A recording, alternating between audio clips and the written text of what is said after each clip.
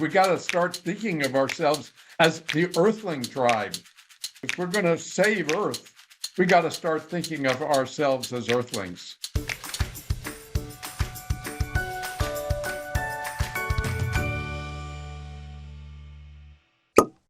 Dr. Peter Solomon is a scientist and entrepreneur who is devoted to passing on his love for the many wonderful science stories to the younger generation.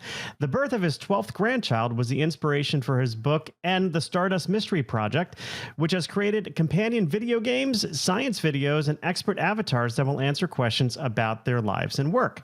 He joins me today on Uncorking a Story to discuss his career and forthcoming novel, 100 Years to Extinction. Welcome to Uncorking a Story, Peter. Thank you very much. Peter, I'm excited to have you here, and I know we're going to have a great conversation. But I'm curious, where does your story as an author begin? Well, I am a scientist. I've loved science. I'm passionate about it. And I'm passionate to try to spread some of the important issues of science to the non-science public. And it occurred to me when I was trying to do some education of young people that the best way to present the science was through stories. Create a good fictional story that has the science in it. And I thought that was a really good way of getting the science into the minds of people who ordinarily wouldn't be thinking about science. Tell me a little bit more about like your fascination with science. I imagine it happened at a young age, but I'm curious, like when you got bit by the science bug. Well, it's kind of funny. I decided I was going to be an engineer, and I went to the City College of New York to major in engineering. And of course, the engineers have to take physics classes. So I'm taking my physics class and I ask a question. And the teacher says, "Oh, I'm sorry, this is the class for engineers. We don't have time to go into that." That was it. That was the bug. I quit the engineering major and became a physics major. Very cool. What fascinated you about physics? It just the whole idea of how the world works, how we are here, and the one of those stories is the subject of one of my books for middle graders. The origin is the Big Bang, and then the Big Bang produces a few small atoms, and those atoms create stars. The stars explode and create bigger atoms, and on it goes until finally those bigger atoms get made into some DNA, and then 3 billion years, and here we are. So the book I wrote, The Stardust Mystery, the mystery that was presented to the kids that they had to figure out is you are made of stardust that was once in the body of Albert Einstein and the last T-Rex. Whoa, how could that be? I'm made of stuff that was in a T-Rex? And the kids in the book have to figure this out. And of course, stardust is the dust of exploding stars, which are how the big atoms get made. And then those big atoms circulate. And we have so many in our body, and the T-Rex has so many in its body that the chances are you've got 1 million of those T-Rex atoms in you right now. So that was a cool kind of a mystery for the kids to figure out. So I was going to say, Stardust isn't just the Hoagie Carmichael song or the Crosby, Stills and Nash song. It's no, it's the real stuff that we're made of. What are some things that that people get wrong about the Big Bang? Because it is, I mean, obviously that's you know, it's a big concept, and I think it's hard for many people to wrap their heads around it. But you know, in your opinion, like, what do people get wrong about it? I'm one of those people who gets wrong about it.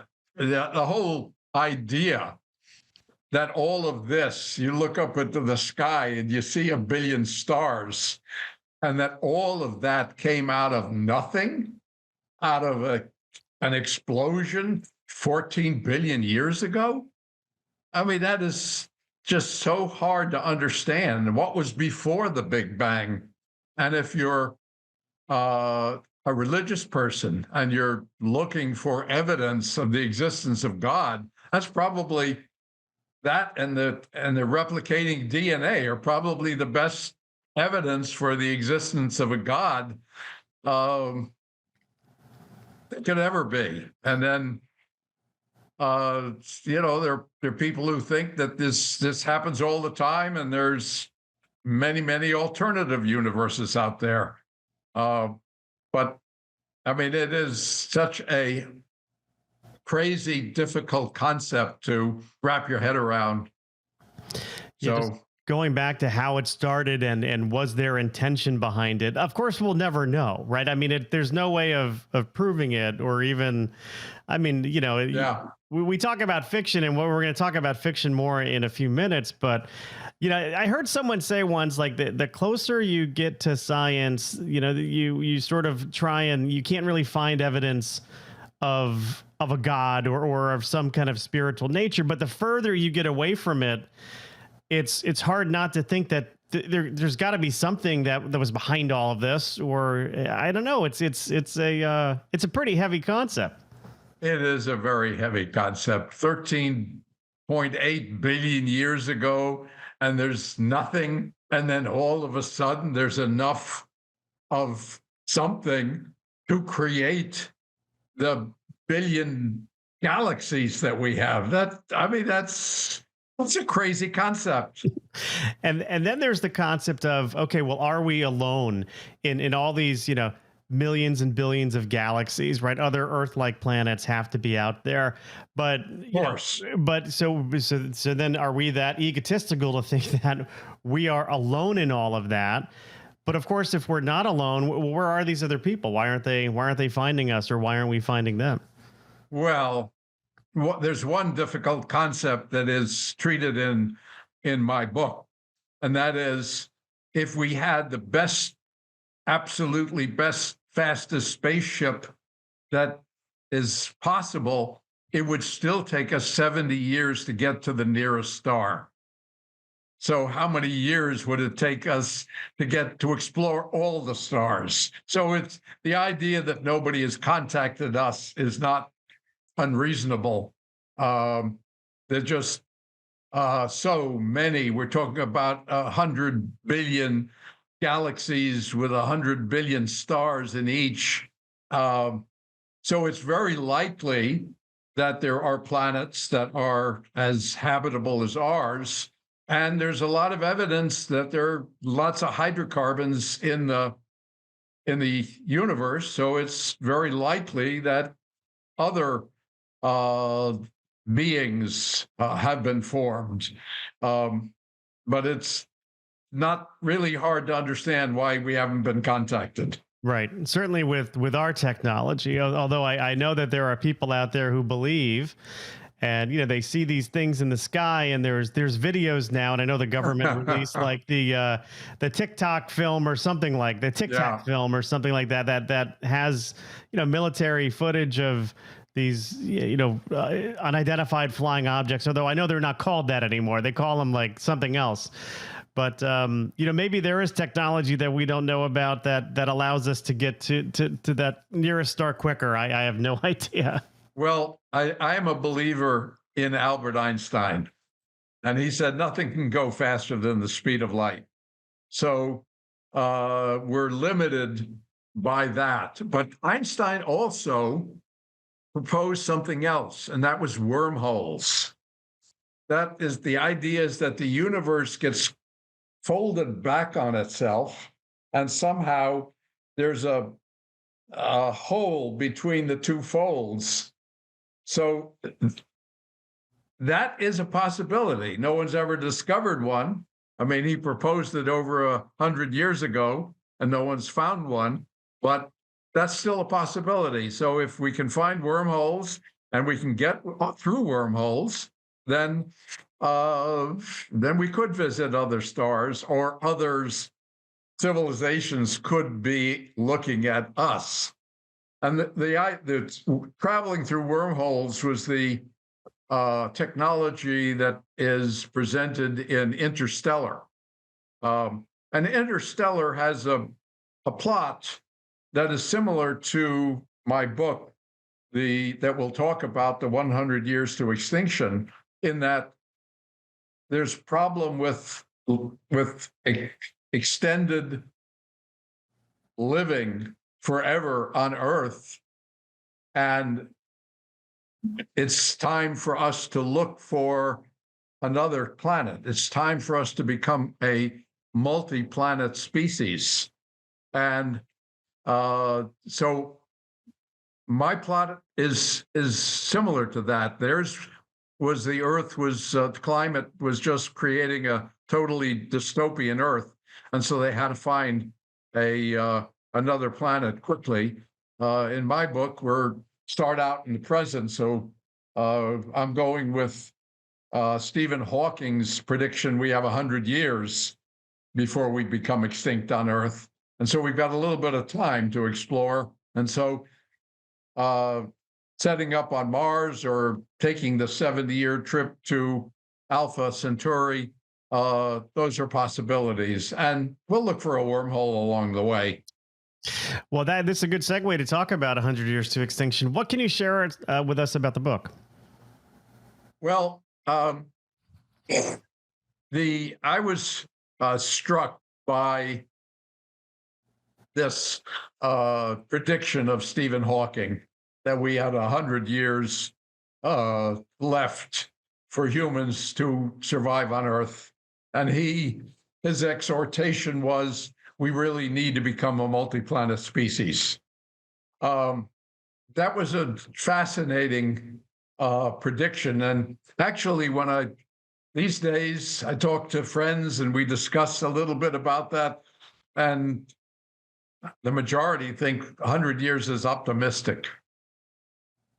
And I guess some of the young people maybe think it's optimistic too, because they're not so anxious to have kids that will be dependent upon living on a habitable Earth. So that was the inspiration for the book. The book is now, the editing is done. We're getting ready to go out to the publishers, and it's called 100 Years to Extinction, maybe with the subtitle, We Can't Let That Happen.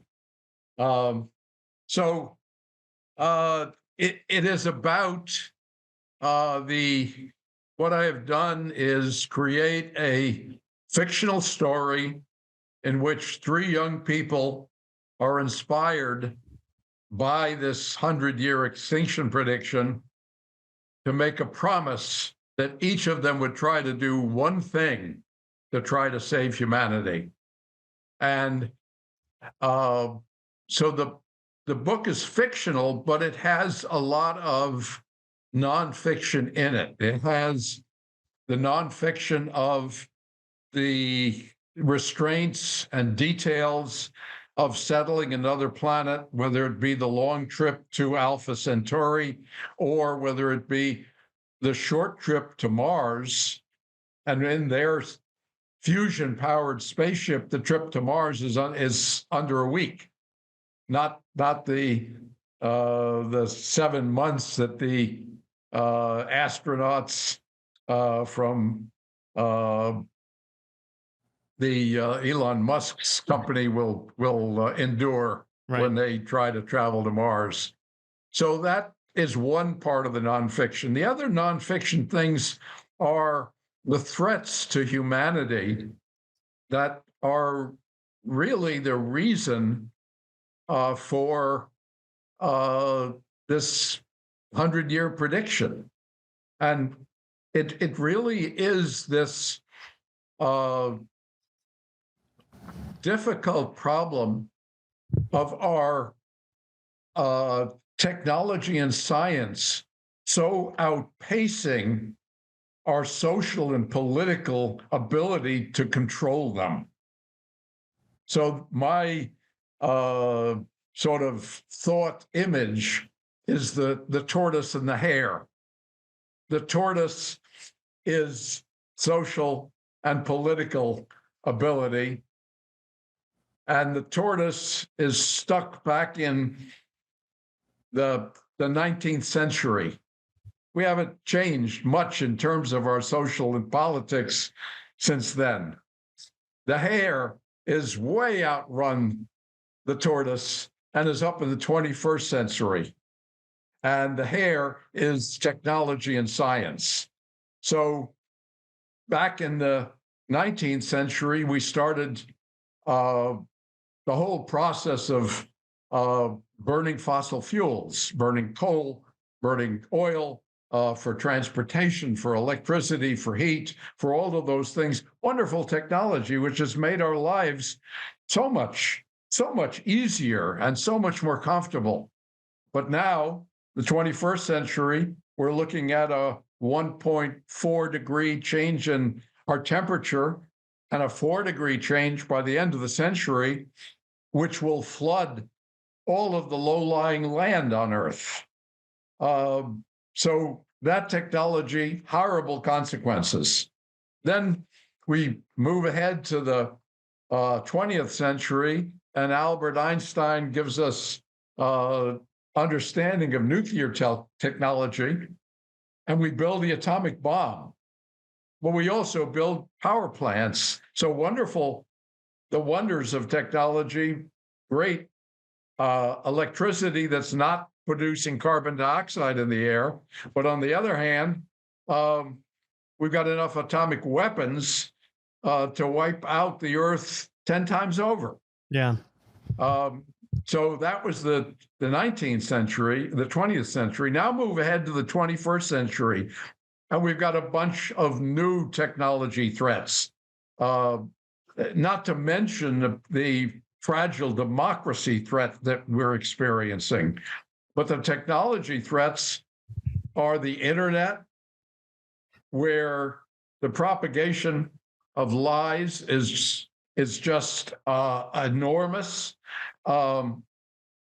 We've got artificial intelligence, which is great, but we've got the other part of that, which is things like deep fakes and potentially robots, sentient robots, which will then wipe out humanity. One of Hawking's predictions was that full-fledged AI could lead to the end of the human race.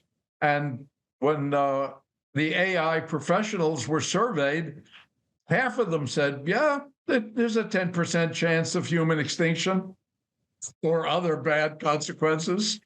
And then we have genetic engineering, fantastic, wonderful technology, which produced the COVID-19 vaccine in record time, which saved us from the 20th century flu epidemic that killed 100 million people.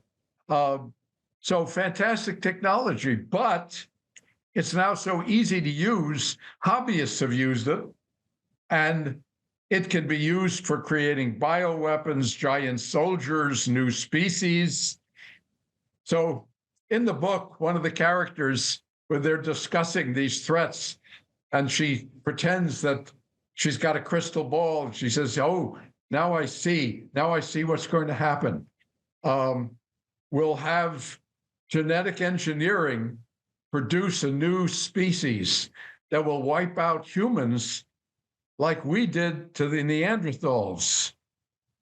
And then the sentient robots will come along and wipe out the new species. And then we'll be left with robots. And the sister of Liz says, well, maybe they'll do a better job of taking care of the planet. It's I mean, it's kind of reminiscent of the Terminator. the Terminator films, where the robots take over and they start Yes. wiping out humanity. I mean, there's certainly a lot to unpack in those narratives. One thing I'm curious about is your take on, like, when did science become so politicized? In that, I remember as a kid, we would look up to scientists, we would respect sort of their opinions. But now it seems like, and you mentioned COVID-19. I think that's a good example. It's become so politicized. It's like, oh well, this vaccine came out too fast, or this vaccine's going to save us. And then, of course, there's those people who will say, like, well, look, the problem, was that this virus was created at all. So a lot of conspiracy theories around sort of the creation of the virus itself. What has happened in our culture that made science, people just question, the value that scientists are providing? Well, um, that's the other uh, threatening technology that we've created in this century, and that's the internet. Before we had the internet to provide all sorts of alternative facts and alternative information and internal alternative sources of news, we had the schools which taught science, and the curriculum was developed by scientists, and there was a sensible choice of what to present. We had newspapers that seemed to have a strong sense of the truth, and the newspaper could be sued for libel. Uh, so they had a culture of providing the truth. The introduction of the internet allows, there's no ability to sue for slander or libel. Um, we've got social media where you can say anything you want. We've got people who just want to get their news from the conspiracy sites, and we've got conspiracy sites. So we've got people who are looking for alternatives, and the internet has provided this wonderful medium for all those people to get together and join in on uh, whatever they think is the counter to something that concerns them, something they don't believe in. So there's, with respect to climate science, 90% of real scientists, or a higher number, believe that all these predictions of the trouble we're in are correct. But there are people who, hey, I don't want to have to drive an electric car. I don't want to have to conserve. I'm going to go to the store anytime I want. I'm not going to combine trips. I'm not going to worry about the environment. It's full. It'll affect my life. I don't want to do it. So they can latch on to all the conspiracy theories they want that confirm their ideas that this is not important. Yeah, it's like we believe what we ask for. It's almost like this inherent bias, and that's what we pay attention to. But it's interesting. I mean, the internet certainly is a culprit because it gives everybody a platform, and not everybody necessarily should have a platform. Um, but with the internet, like, we're not having this conversation, you and I, without it.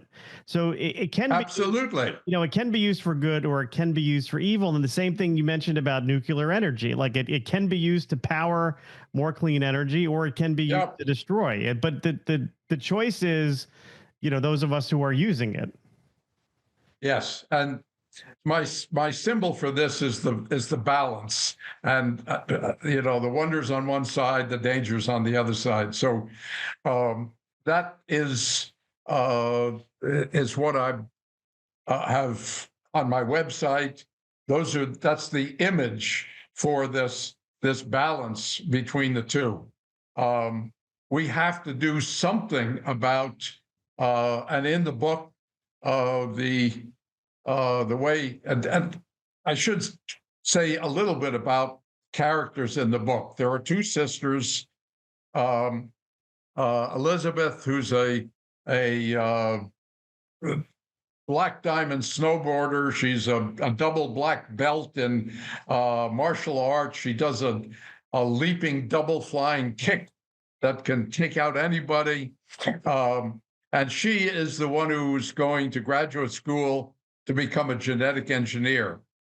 Her sister, Aster, is the ultimate geek. She's been a geek since she's been 7 years old. She's been absolutely focused and mesmerized by the world of the stars and the Big Bang and everything else. And she has a photographic memory. She remembers everything she's ever heard. She is a genius, but she is a short, big glasses geek that the sister is. She's the as Liz says about Aster, you're the most embarrassing little sister in the whole world. And she has to protect her little sister who's skipped 2 grades and so almost caught up with her in school. And she follows her around in school. So Liz has to protect her. And then there's the cousin, Milo, who is the other one who signs on to the promise to help save the world. And he's a science guy, a political science guy, and goes to school to get a PhD in political science. So those are the 3. Well, Liz, in her promise to do something to help save the world, comes up with an analogy with her understanding of genetic engineering and the way viruses work. Viruses can't duplicate by themselves. So what they do is they invade our system, our respiratory system in our bodies. They go to our cells, which are non-discriminating manufacturers, and they enter the cell, present their RNA to the cell, and the cell churns out copies the way the cells are supposed to do. So with that in mind, she comes up with the analogy of the fallacy virus, that the fallacy virus is the danger to our civilization, the danger to our democracy. And the way it works, it invades our information system, which now is easy to invade with the internet. It duplicates itself by podcasts, by reposting, by retweeting, and all of the rest of those things to duplicate itself. And it create an enormous population of the lies. And so all of a sudden, we've got millions and millions of followers of the lies. So her vaccine, just like the vaccine for the COVID virus, her vaccine for the fallacy virus is something which has to stop the reproduction of that virus, has to create an immune system. And that gets into the area of regulation. We've got to regulate the internet. We've got to have an impartial organization to put labels on these lies of false or mostly false. And those labels have to go on the lie every time it's repeated on the internet. And there's one of the dangers of the internet is the AI engagement algorithms. The social media companies use engagement algorithms. They want people to see their content. So they have created algorithms for what to present to people. Well, take a look at what's on television. Half of the television is medical dramas, crime dramas, fire dramas, all kinds of mayhem. People love to see the mayhem and how it's battled. So what do these engagement algorithms do? They simple. They present the mayhem, and that's what's engagement. Um, Harari, in his latest book, Nexus, makes the case that the engagement algorithm was responsible for all of the problems in Myanmar against the Rohingya. That the Myanmar people use Facebook for their news, and the engagement algorithms presented the mayhem and the horror rather than peace and quiet. And then so that the Facebook engagement algorithms would help to promote this terrible tragedy that took place in Myanmar. Yeah, I mean, social engineering is certainly a negative outcome of the internet and social media. And yeah, the one thing that I know people will push back on, because I was involved in the commercial side of the internet industry, in the mid 90s, when it was becoming more of a consumer medium, is any kind of regulation around information. It gets so much pushback. But then I think, like, I remember back in the 80s when, I was listening to a lot of like heavy metal music, and there was a big push to put parental advisory labels on things. And they thought that was a good solution, right? I remember it was like Tipper Gore was really pushing this. What it served to do was just increase the sales of anything with that label on it. And that's the one thing I'd worry about, is if you put labels on something, a warning label on information, is that just going to attract the people who are, shouldn't be looking at it in the first place? Well, we have to do something, and we put warning labels on cigarettes. We have put the dangers. It's required to list all the dangers on drugs. So we have taken steps where there's a danger of a use of a product. We've taken steps to provide those warnings. So to provide a warning that the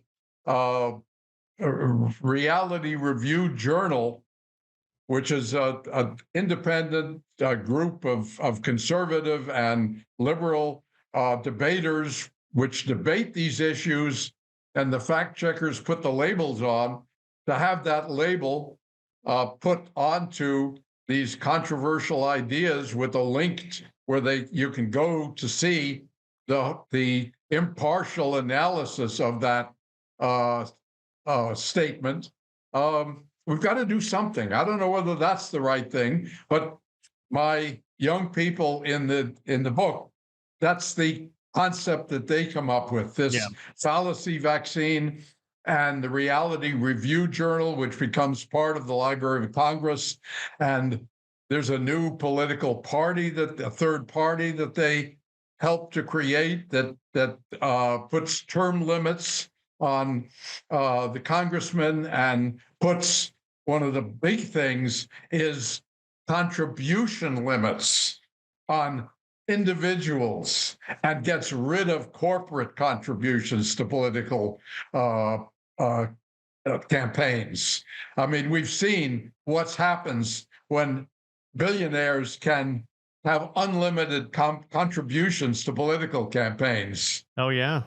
Yeah. So the one thing I want to go back to is something you said earlier, which is, technological advances, the 19th century, burning fossil fuels, kind of makes our lives, it kind of really brings convenience to our lives. And that is something that, the quest for convenience, fuels a lot of technological advancements. And some of those advancements are the things that are hurting us now.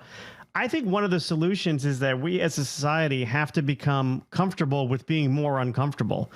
I think we need to really just acknowledge that, we can't just live in comfort all the time. And I think that's going to be a hard pill to swallow, saying, hey, you got to ride your bike to the store instead of taking the SUV, or more public transportation versus the convenience of your own automobile. I think that's part of it too. Well, I think it is. My wife and I often walk to the market, which is a mile and a half away, and buy our groceries, and we come back, each one of us with two bags, and then I do something which I call grocery calisthenics, two bags, and then on the arms, up and down, and if you put in the bag, you put a half gallon of your orange juice in this bag and a half gallon of your apple cider in that bag, and maybe a couple of more things. It's a perfect vehicle for doing your upper body workout on the way home, where you're getting your wind workout as well, and your legs as well. But the other side of that coin is, we have the technologies. We've got the wind, we've got the solar, and potentially we've got fusion technology that's almost there. The book treats fusion technology because they want to use a fusion a rocket source for the rocket. That's the only way they're going to get any way near the ability. If you want to use typical current generation chemical rockets to get to Alpha Centauri, what do you think the time is to get there? More than 70 years. 42,000. So I'm not wrong, though. I'm not wrong. Yeah, you were absolutely correct. So fusion technology, there are a bunch of companies working on it. The Livermore Lab uses laser fusion, and the laser fusion has actually produced more power from the fusion energy that it took to power the lasers. So they're getting there. So maybe 10 years we'll have fusion power, and that is a totally unlimited source of clean power without any adding to the carbon dioxide in the atmosphere. But we also have, we could do some simple things like planting trees, creating tiny forests all over the world. And the whole climate issue is part of the book, the nonfiction part of the book, how to address the climate crisis. So hopefully in this story about three attractive young Gen Z protagonists trying to do something, at least one thing apiece to save us, and they've put together their interesting lives, their loves, their activities, their happiness in walking on the beach, and all of the rest of the things that young people will do, and getting married. There's a chapter in the book about getting married in space. They have a weightless wedding. So with these young people living their lives and trying to do one thing, we bring in all of these issues that are real and non-fictional for hopefully for young people to see and maybe take action. It's the young people that have to worry about whether there's a world here in 100 years. It's their kids that's going to need that place to live. Right. Yeah. When did Hawking make that prediction of 100 years? 2017. So we have till 2117. Well, I know that I wwon't be here. But my kids will, and my grandchildren will. Your kids and grandkids will. So, I'm spending money on this book. I'm hiring a publicist. I'm hiring a social media person. The theme song for the book is John Lennon's Imagine. So I'm going to try to get rights to play that on my website. But we're also going to create a song, a theme song, and maybe see if we can get rights to use John Lennon's music and set the new words to the music. But the idea is to motivate this generation of young people. It's them; they're the ones that who have the real stake in this to get them motivated to create the new political party, to support the political party, to become activists, climate activists, to insist on regulations for AI, to insist on regulations for genetic engineering, to insist on a fallacy vaccine. I mean, they're the ones who've got to do it, and to insist on using the technology that we have to combat the climate crisis. Yeah. So that's what I'm hoping for. They have to get out of the mess that we all created for them. Yeah, yeah. The idea for our own song, the whole thing on John Lennon's Imagine, it was in the book, and my wife and I went out to dinner at a restaurant that has a band once a month, and we gather a whole bunch of us old people and get the table right in front of the band. And it's a band that I hired for a party back in September. So while they were playing their music, I went to the keyboard player and asked him whether they would do John Lennon's Imagine. And they did a beautiful, beautiful rendition of the song. And then all of a sudden it popped into my mind, we need a theme song. We need a new theme song to rally everyone. And so I went over to him. I said, how about, can you compose? Can you do music for me? Oh, yeah. And it turns out he's a composer who's worked composing music for for the local theater group in some of their musicals. So I got the right guy. I got to work on him to see if we can come up with a great song. Yeah. And now you just have to negotiate with Yoko Ono. So... Yes, but it's for a good cause. So I've got a good, we can, hey, what we'll do is we'll provide her with a percentage of any profit. We'll put a percentage of any profit into our foundation. We're going to create the Make Earth Great Again Foundation, the Mega Foundation. We're going to have mega hats and mega t-shirts. And we're going to rally behind Make Earth Great Again. Well, I would caution you not to make them red hats because people don't read all that closely and they might think you're wearing something else.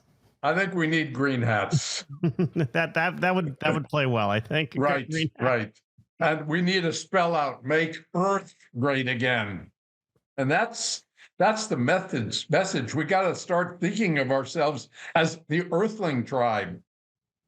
Not the American tribe that's got to tariff everybody else, not the Chinese tribe. We're the Earthling tribe. If we're going to save Earth, we got to start thinking of ourselves as Earthlings. Well, Peter, this has been a fascinating conversation, and I'm sure we've piqued the interest of a few listeners. Where can people learn more about you?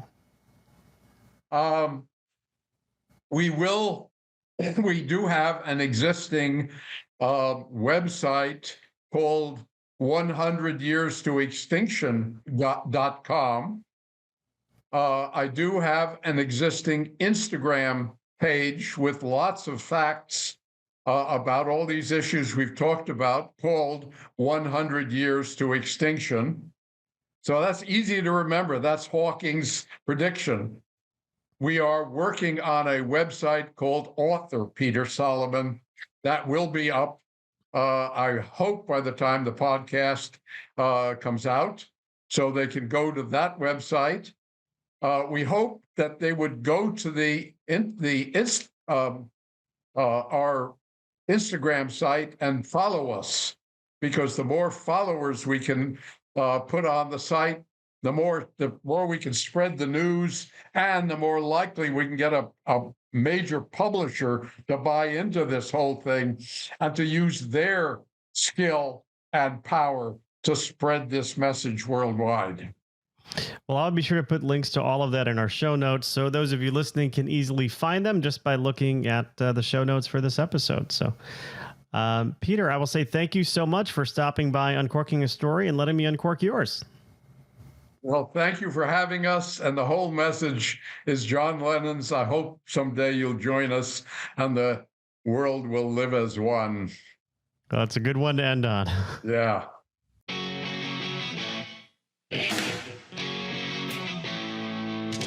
Thanks for listening to Uncorking a Story. If you'd like more information about today's guest or to find out more about Mike, go to uncorkingastory.com. If you enjoyed the show, please subscribe, rate, and review us at Apple Podcasts, Spotify, or wherever you get your podcasts. Tune in every week to hear Mike Carlin uncork a new story.